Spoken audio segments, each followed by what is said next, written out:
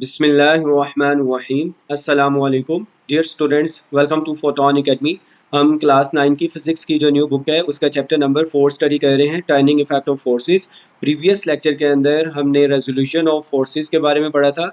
इस लेक्चर के अंदर हम जो नेक्स्ट टॉपिक है determination of a force from its perpendicular components, ये आपकी बुक का पेज नंबर 86 है, इसके ऊपर जो है ये टॉपिक स्टार्ट हो रहा है, determination of a force from its perpendicular components. इसको डिस्कस करेंगे। ये एक लॉन्ग क्वेश्चन है और ये अगर लॉन्ग क्वेश्चन आपको एग्जाम में आता है तो क्वेश्चन की स्टेटमेंट क्या होगी और इसको हमने किस तरह से करना है वो हम लोग जो है अभी मैं आपके साथ नोट शेयर करता हूँ और इसको हम लोग स्टेप बाय स्टेप जो है वो अंडरस्टैंड करेंगे। ये हमारे पास नोट्स हैं, determination of force from its perpendicular components. सबसे पहले जो टॉपिक है उसमें से जो क्वेश्चन पूछा जाता है हमसे वो क्या है। हमारे पास ये लॉन्ग क्वेश्चन है और लॉन्ग क्वेश्चन की स्टेटमेंट आपको किस तरह से आएगी।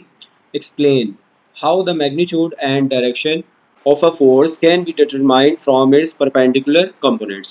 Derive the required equations and explain with the help of right angle triangle। ठीक है, तो ये जो है हमसे ये पूछा जाता है कि अगर हमारे पास जो है हमें just rectangular components of force पता हो तो हम उससे फोर्स और फोर्स की डायरेक्शन का कैसे पता चला सकते हैं। प्रीवियस लेक्चर के अंदर जो हमने काम किया था, एक फोर्स को उसके उसके रेक्टेंगुलर कंपोनेंट्स के अंदर रिजॉल्व किया था, एफ एक्स और एफ वाई।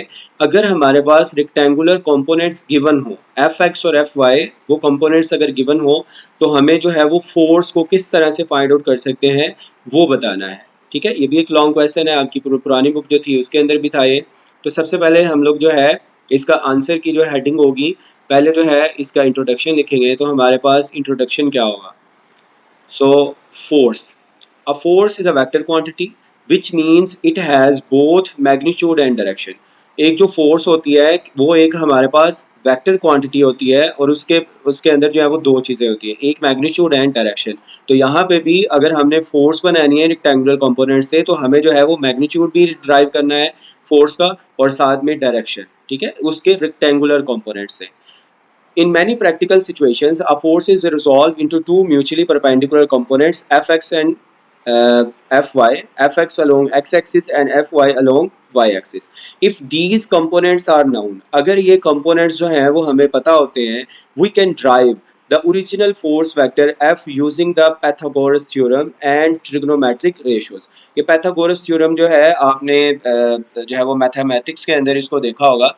अभी हम लोग जो है दोबारा जो हमारे पास गिवन डायग्राम थी प्रीवियस टॉपिक के अंदर उसी से इसको प्रूव करेंगे, बट उसके ऊपर हम जो है ट्रिग्नोमेट्रिक रेशियो भी लगाएंगे डायरेक्शन फाइंड आउट करने के लिए और पाइथागोरस थ्योरम से जो है उसको ड्राइव करेंगे फोर्स को। तो सबसे पहले देखेंगे हमारे पास जो है एक जो है वो डायग्राम है जो प्रीवियस हम लोग यूज कर रहे थे, वही डायग्राम। ये हमारे पास एक जो है consider a right angle triangle O A C, ये ओ ए सी ये हमारे पास जो है एक राइट एंगल ट्राइंगल है।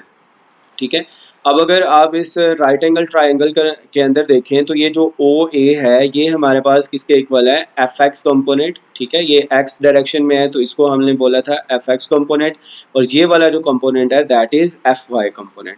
अब हमें जो है ये दोनों गिवन है, अगर हमें एफ एक्स पता है और एफ वाई दोनों जो है उनका पता है तो हमने जो है ये फोर्स एफ को जो है वो कैलकुलेट करना है। ये आपने जो है वो हेड टू टेल रूल भी पढ़ा हुआ है। According to head to tail rule अगर ये जो है एफ एक्स एक वेक्टर है और एफ वाई एक वेक्टर है, अगर इनको हेड टू टेल रूल से ये पहला वेक्टर ये उसका हेड है और जो उसके हेड के साथ एक और वेक्टर जोड़ के हमने ऐसे ऐड किया हुआ है तो ये इनका क्या बनता है, रिजल्टेंट वेक्टर। अब क्योंकि ये हमारे पास एक राइट एंगल ट्राइंगल है तो ये जो है ये थीटा के साथ वाली जो साइड होती है दैट इज कॉल्ड बेस और थीटा के सामने जो साइड होती है दैट इज कॉल्ड परपेंडिकुलर और ये क्या है, हाइपोटेनियस। हमने जो है ये हाइपोटेनियस फोर्स को फाइंड आउट करना है। हमें ये दोनों जो हैं ये वैल्यूज पता है, एफ एक्स और एफ वाई जो है वो हमें गिवन है, तो उसके लिए हम लोग जो है वो पाइथागोरस थ्योरम को यूज करेंगे। सो यहाँ पे जो है ये नीचे लिखा है, जैसे लिखा है पेपर में अगर आ जाए तो आपने इसी तरह से लिखना है। डायग्राम बनाने के बाद ये जो ऊपर डायग्राम गिवन है उसके बाद आप लिखेंगे ओ ए जो है वो एफ एक्स के इक्वल है, ए सी जो है वो एफ वाई है और ओ सी जो है वो एफ है।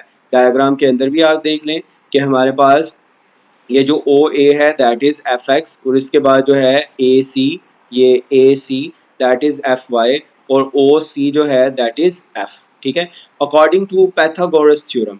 अब पैथागोरस थ्योरम जो है वो हमें क्या बताता है, इस थ्योरम के मुताबिक जो होता है हाइपोटेनियस का अगर स्क्वायर करें तो वो इक्वल आना चाहिए base square plus perpendicular square. ठीक है, ये हमारे पास जो है जनरल ये फॉर्मूला है पैथागोरस थ्योरम का। इस थ्योरम के मुताबिक जो हमारे पास हाइपोटेनियस सबसे लंबी साइड होती है राइट एंगल ट्राइंगल की, उसका स्क्वायर करें तो वो इक्वल आता है बेस स्क्वायर के, उस ट्राइंगल की जो बेस है, प्लस परपेंडिकुलर स्क्वायर। तो यहाँ पे हम जो है अब इसमें वैल्यूज लगाएंगे तो हमारे पास जो हाइपोटेनियस बन रहा है वो क्या है, देखिए यहाँ पे इस ट्राइंगल के अंदर ये जो है ये हाइपोटेनियस है और ये किसके इक्वल है, ओ सी, और ओ सी किसके इक्वल है, एफ के। तो यहाँ पे हम जो है हाइपोटेनियस की जगह क्या लिख देंगे, एफ। ठीक है, उसके बाद ओ सी का स्क्वायर, उसके बाद बेस जो है वो हमारे पास ओ ए है, और ए सी जो है वो हमारे पास क्या है, ये देखिए एफ वाई। ठीक है, ऊपर डायग्राम के अंदर आप देखेंगे तो ये ओ ए जो है ये एफ एक्स है और जो ए सी है दैट इज एफ वाई।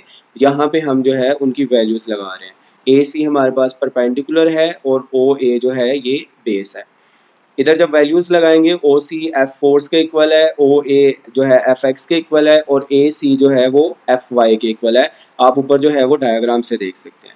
अब हमने जो है f को फाइंड आउट करना था, बट ये सब का ऊपर स्क्वायर आ रहा है, तो इस स्क्वायर को खत्म करने के लिए हम लोग जो है दोनों साइड्स के ऊपर स्क्वायर रूट अप्लाई कर देंगे।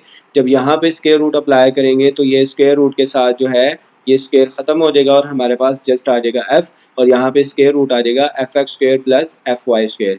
यहाँ पे कुछ बच्चे कहते हैं कि ये भी स्क्वायर रूट जो है इनके स्क्वायर से कट जाने चाहिए, बट ऐसा नहीं होता, क्योंकि पहले ये जो क्वांटिटीज हैं दोनों ये प्लस हो रही है, इन दोनों को प्लस करेंगे फिर जो आंसर आएगा फिर हम इसको जो है वो कटिंग कर सकते हैं। इनके पहले स्क्वायर्स को सॉल्व करेंगे, फिर इनको प्लस करेंगे, फिर उसका स्क्वायर रूट लेंगे। तो ये हमारे पास जो है फोर्स के मैग्नीट्यूड का एक फॉर्मूला ड्राइव हो गया है in terms of its rectangular components F X and F Y. Next जो है हम चलते हैं कि ये फोर्स की डायरेक्शन, क्योंकि फोर्स एक वेक्टर है तो उसकी जो है मैग्नीट्यूड तो हमने ड्राइव कर ली, बट अब जो है बात आ जाएगी डायरेक्शन पे। तो डायरेक्शन को फाइंड आउट करने के लिए अगेन हम जो है थर्ड ट्रिग्नोमेट्रिक रेशियो को यूज करेंगे। The direction of force is represented by the angle theta, which is the angle the force vector makes with x-axis।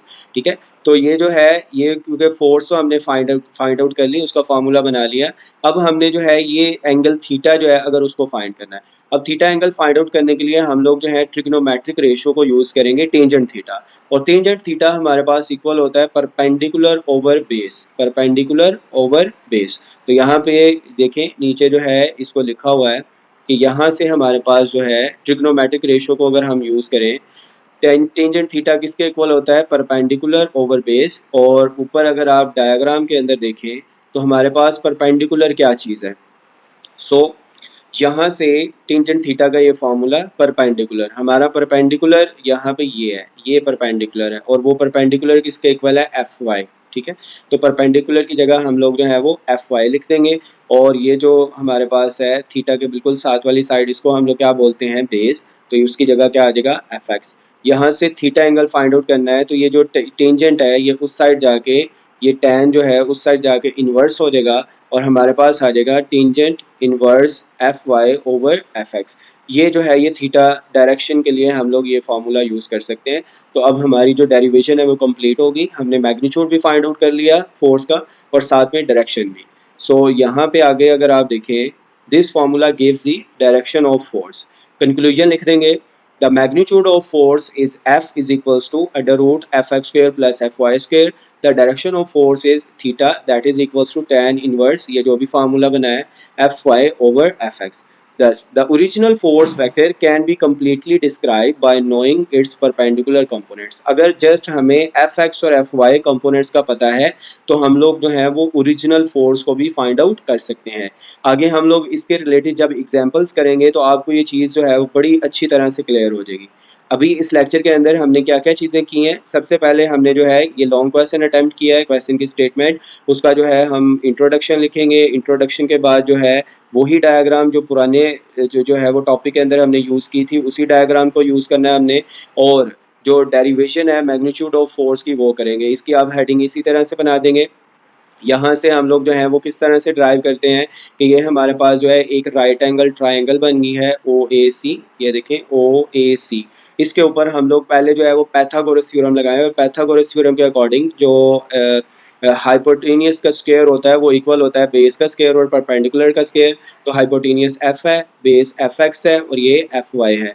उनकी वैल्यूज लगा देंगे, हमारे पास जो है वो मैग्नीट्यूड ऑफ फोर्स आ जाएगा। नेक्स्ट हमने जो है वो हेडिंग बनानी है डायरेक्शन ऑफ द फोर्स, और फोर्स की डायरेक्शन को फाइंड आउट करने के लिए हमने क्या किया है, थर्ड जो ट्रिग्नोमेट्रिक रेशियो है टेंजेंट थीटा उसको यूज किया, और उसको भी हम राइट एंगल ट्राइंगल के ऊपर उसका फार्मूला टेंजेंट थीटा होता है परपेंडिकुलर ओवर बेस। यहाँ पे परपेंडिकुलर एफ वाई और बेस जो है वो एफ एक्स है, इनकी वैल्यूज लगा दें।